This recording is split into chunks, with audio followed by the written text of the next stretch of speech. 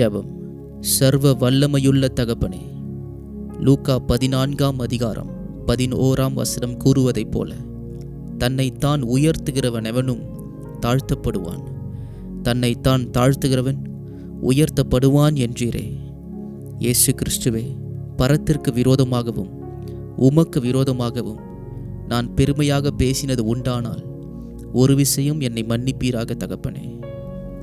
உமது சமூகத்திலே என்னை தாழ்த்துகிறேன், உமது சமூகத்திலே என்னை தாழ்த்துகிறேன் அப்பா. என்னை பொறுப்பெடுத்துக் கொள்வீராக. என் வாழ்க்கையில் பிரச்சனைகள் வரும்பொழுது, போராட்டங்கள் வரும்பொழுது என்னை கைவிடாமல் பாதுகாத்த தெய்வமே, உமக்கு நன்றி அப்பா. என்னை தாழ்த்தி ஒரு விஷயம் உமது சமூகத்தில் ஒப்புக் கொடுக்கிறேன். நீர் பொறுப்பெடுத்துக் கொள்வீராக. இயேசுவின் மூலம் ஜெபிக்கிறோம் எங்கள் நல்ல பிதாவே, ஆமேன்.